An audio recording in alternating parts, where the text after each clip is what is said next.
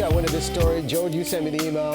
And when I saw this about what was happening with Save On Meats, we put the call out to Mark Brand to come on the show and address what's been happening in the community. Some protesters made some statements. They stole your sign outside of Save On Meats. They did, yeah. We have the photo, Mark, before you speak to this, because I want to show this. This was on anarchistnews.org. There it is, and there was a statement made challenging you, what you do in the downtown east side, and here's the quote. Entrepreneur voyeur Mark Brand of Save On Meats continues his crusade against the poor, masquerading as a savior with his paternalistic, segregating token program and his multiple gentrifying businesses in the downtown east side area. This isn't the first time they come after you. English majors, apparently, which is kind of cool. No, it's not, and it's a constant bombardment from internet. You know, people who are writing there, but nobody ever comes to challenge me in person, and I'm real easy to find. See, and that's the thing that when first finding the email yesterday that I forwarded to Riaz, and you guys have known each other forever, under the cover of darkness, masked, oh yeah, and posting it on the internet, how is that going to change the argument that they're having, which is gentrification? So we've dictionary.com'd it. Okay.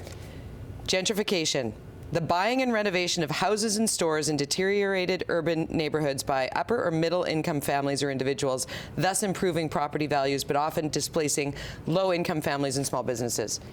You, however, at Save On Meats, have gone in, opened a business that is bringing more attention and a different class level of people to the area that was broken down and shuttered. Right. But you're feeding people on the downtown east side. How can people get mad at you?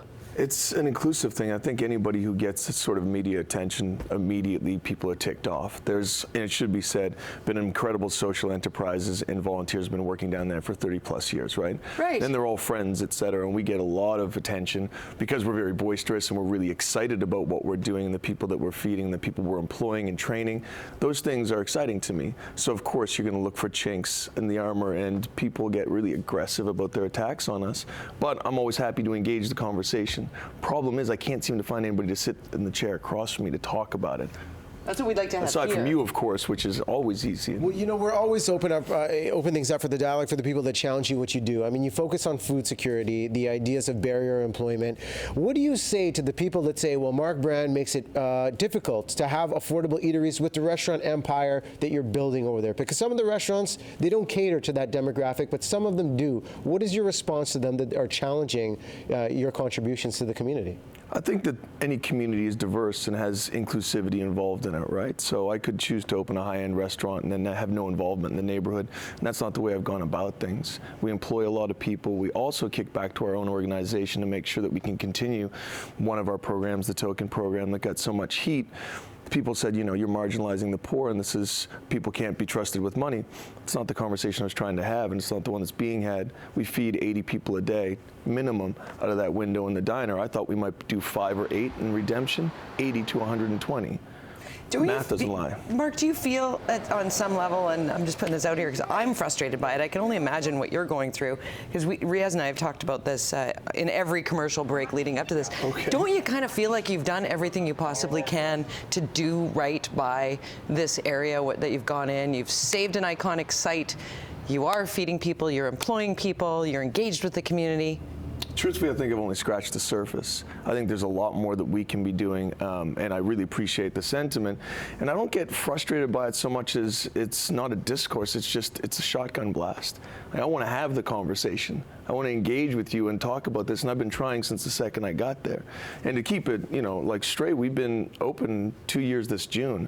This is not new for us, and we've served tens of thousands of people a month that really need a good meal starting at $1.67. Math is really simple to understand, right? When we say we do 80 to 120 a day in these tokens, that's real. That happens every single day and employs people who wouldn't normally have had a job.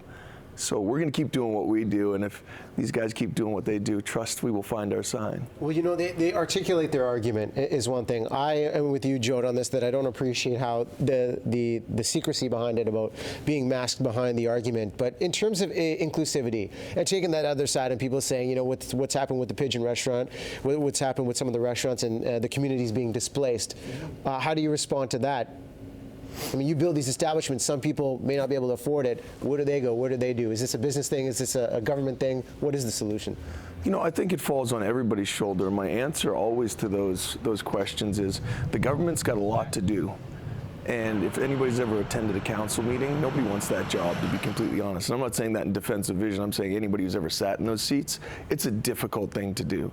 So we have a responsibility as citizens to try and figure out our piece. I'm trying to figure mine out, and some people don't like it, which is also totally fine. That's within their wheelhouse to be ticked off at me, but the majority of people are really excited, so we're going to keep doing what we do. If you had a wide open road in front of you, you say you've only scratched the surface. What is the very first next thing that you would do?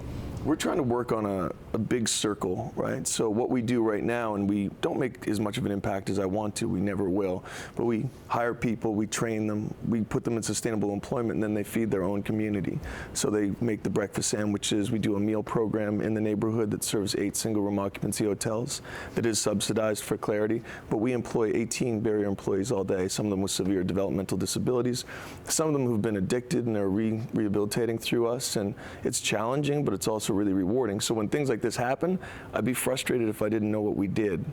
But I'm kind of sad that we don't get to share with these people what we do, because I think they'd be really stoked. Teaching a man to fish. There you go. I like that a lot. From Save on Meats on the downtown east side. Mark Brandt, thank you for being here. My and if pleasure. anybody Thank you, from the sir. other side of this conversation would like to come here to Breakfast Television and have the discussion, try and make this better at some level, let's do that. Yeah, I agree. And the protests perhaps need to happen at City Hall and not in your Save on Meat sign. And as Mark said off camera, probably not the best idea to find that sign and party with it and put it on Facebook. You should just give it back.